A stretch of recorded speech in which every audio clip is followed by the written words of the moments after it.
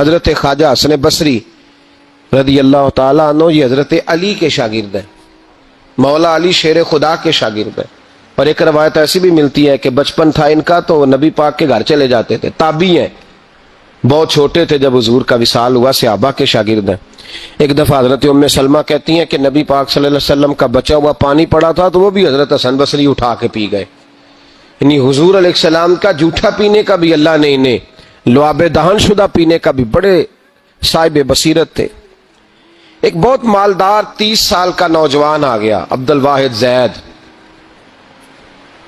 حضور میں نے مرید ہونا ہے.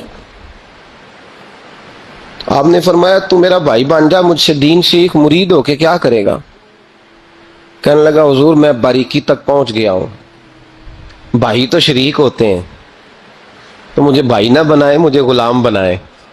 تابع داری وہی کر سکتا ہے جو غلامی کرے. بھائی تو شریک ہوتے ہیں، وہ تو مقابلہ کرتے ہیں، غلام بنائے. تو حضرت حسن بصری، حضرت عبد الواحد بن زید رحمۃ اللہ علیہ فرماتے ہیں میں کروڑ پتی تھا، ہیرے جواہرات کا ٹھکانہ ہی نہیں تھا. تو حضرت حسن بصری رحمۃ اللہ علیہ فرمانے لگے تیرا میرا سٹیٹس ایک نہیں، تو میرا غلام کیسے بنے گا؟ تیرے گھر میں تو خود 20 غلام ہیں، تیرا میرا سٹیٹس نہیں. میں غریب آدمی ہوں، ایک وقت کھا لیتا ہوں، 2 وقت بھوک کاٹ لیتا ہوں، تو شہزادہ ہے، سٹیٹس نہیں بنے گا. عبد الواحد بن زید گھر گئے، اپنے غلاموں کو کھڑے کھڑے آزاد کر دیا، رشتہ داروں کی لسٹ بنائی، سب کو دعوت کھلائی، جو گھر کے اندر مال دولت تھا ان میں بانٹ دیا، باقی پڑوسیوں کو دے دیا. جو کپڑے پہنے ہوئے تھے وہ بھی اتار کے صدقہ کیے. ٹاٹ کا لباس پہن کے حضرت حسن بصری کے سامنے آ کے کھڑے ہوئے. خواجہ حسن بصری نظر اٹھائی، کہا اچھا یہ حال کیسے ہو گیا؟ کہا حضور ہر شے بیچ آیا ہوں. کہا کیوں؟ فرمانے لگے آپ نے کہا تھا تیرا میرا سٹیٹس نہیں، اب تو ایک ہو گیا ہے نا، اب تو سٹیٹس ایک ہو گیا نا، اب غلامی ملے گی. آپ نے فرمایا 3 شرطوں پہ قائم رہنا، 3 شرطوں پہ. ایک، اللہ والوں پہ زندگی میں اعتراض نہ کرنا، کبھی رب اللہ تعالیٰ کے بندوں پر اعتراض، کوئی چیز نظر آئے بھی تو شکوہ نہ کرنا، سمجھ لینا کہ میری نگاہ کی غلطی ہے. اور دوسرا، روز اپنے اوپر محنت کرنا، محبت کم نہیں ہونی چاہیے، بڑھنی چاہیے. اور تیسرا فرمایا مجھے کہنے کی ضرورت نہ پڑے، کہنے کی ضرورت، تجھے اشارہ سمجھ جانا چاہیے. عبد الواحد بن زید کہنے لگے حضور ملے گا کیا؟ آپ فرمانے لگے یہ تیرا مطالبہ بھی غلط ہے، وہ تو بعد کی بات ہے، ملتا کیا ہے. غلامی میں آ گئے. فرماتے ہیں 30 سال نوکری کی حضرت کی، 30 سال. لوگ کہنے لگے بابا پھر ملا کیا؟ فرمانے لگے تم نے بھی مطالبہ غلط کیا ہے، یہی تو میں کر بیٹھا تھا. کہا ملا کیا؟ آپ فرمانے لگے میرا اس وقت حال یہ ہے کہ لوگ دعا کر کے رب سے لیتے ہیں، میں دعا نہیں کرتا، ابھی میں سوچتا بھی پورا نہیں، میرا رب وہ چیز پہلے مجھے عطا فرما دیتا ہے. اور بغداد کے لوگ کہتے ہیں بغداد میں قحط پڑ گیا، بارش نہیں ہوتی تھی، بارش نہیں ہوتی تھی. کٹھے ہو کے سارے گئے، آپ بغداد آئے ہوئے تھے، کٹھے ہو کے لوگ گئے، کہا حضور بارش نہیں ہوتی، مہربانی فرمائیں. تو کہتے ہیں لوگ آ کے بیٹھے ہیں میرے پاس، بارش کی دعا کر دیں. حضرت عبد الواحد بن زید کہنے لگے اے اللہ تجھے پتہ ہے یہ میرے دروازے تک آ گئے، پہنچ گئے، ابھی تک بارش نہیں آئی، اور لفظ پتہ کیا ہے؟ کہنے لگے تجھے واسطہ میری اس عقیدت کا جو مجھے حضرت حسن بصری کے ساتھ ہے، اس عقیدت کا واسطہ، مجھے رسوا نہ کر. انہیں بھیجا کیوں تھا اگر برسانی نہیں تھی؟ دعا دیکھیں، محبت کے رنگ میں دعا ہو رہی ہے، واسطہ بھی محبت کا دیا جا رہا ہے. بغداد کے لوگ کہتے ہیں بس حضرت کے جملے بھی پورے نہیں ہوئے، رب کریم نے بارش عطا فرما دی، جملے بھی پورے نہیں ہوئے، اللہ نے بارش دے دی.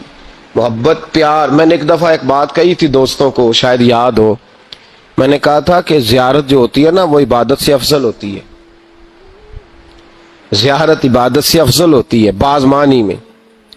بعض لوگ کہتے ہیں نا جی میں زیارت کرنے جا رہا ہوں، تو لوگ اس پہ بھی شکوہ کرتے ہیں، کہتے ہیں دیکھو جی ان کو کام ہی کوئی نہیں، اسی چکر میں پڑے رہتے ہیں. سال میں ایک دفعہ حج ہوتا ہے، اور میرے نبی پاک علیہ السلام نے فرمایا تو خوش ہو کے محبت سے ماں باپ کا چہرہ دیکھ، اللہ کامل حج کا ثواب عطا کرے گا. یا رسول اللہ اگر 100 دفعہ دیکھوں تو فرمایا 100 دفعہ حج کا ثواب. تو سال کے بعد حج ہو تو اگر دن میں 100 دفعہ ہو جائے تو زیارت افضل ہوئی کہ عبادت افضل ہوئی؟ نبی پاک صلی اللہ علیہ وسلم نے فرمایا النظر الی وجہ العالم عبادہ، اگر تو کسی عالم کے چہرے کو دیکھتا بھی رہے تو رب تجھے اپنی عبادت کا درجہ عطا فرمائے گا۔ تو کر تو آپ زیارت رہے ہیں، ثواب کس بات کا مل رہا ہے؟ اس پر میں نے دلائل دیے تھے، وہ کسی جگہ ریکارڈ بھی ہوں گے، تو یاد رکھ لیں محبت میں کمزوری نہیں ہونی چاہیے۔ محبت جس کی کمزور ہو گئی ختم ہو گیا۔ ایک منٹ کے لیے بھی اپنے اوپر یہ یاد رکھیں، وہ کہا تھا حضرت سلطان باؤ نے، جو دم غافل سو دم کافر۔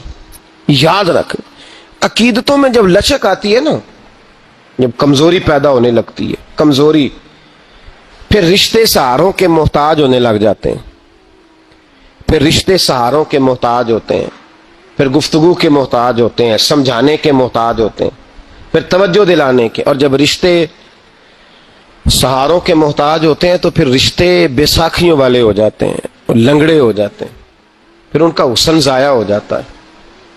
اقبال نے کہا تھا نہ وہ حسن میں رہی شوخیاں، نہ وہ عشق میں رہی گرمیاں، نہ وہ غزنوی میں تڑپ رہی، نہ وہ خم ہے زلف ایاز میں۔ وہ کیفیت نہیں رہتی، جس کو کہنا پڑا، بتانا پڑا، سمجھانا پڑا، اس نے تو بیساکھی مانگی ہے۔ بیساکھیاں نہ مانگیں، اپنی محبت کو دوام دیں، روز نئے سے نیا زاویہ۔ کسی نے حضرت ابو بکر صدیق رضی اللہ تعالیٰ عنہ کے بارے میں بڑا خوبصورت جملہ لکھا ہے، انہوں نے لکھا ہے قریب رہنے والے کی محبت کم ہوتی ہے۔ یار کتنا بندہ قریب رہ سکتا ہے، حد ہوتی ہے نا۔ کہنے لگے یہ عجیب شخص ہے، ہمیں عجیب نسخہ بتا گیا ہے۔ کہتے ہیں قریب رہنے سے محبت کم نہیں ہوتی، بلکہ محبت تو تب بڑھتی ہے کہ بندہ قبر میں بھی ساتھ اکٹھا ہو جائے۔ وہ جاتی دفعہ مزار کا بھی ساتھ لے گئے۔ وہ کچا رنگ للاری والا جڑا چڑھدا لیندا رہندا، عشق تیرے دا رنگ محمد چڑھ جائے پھر نہیں لیندا۔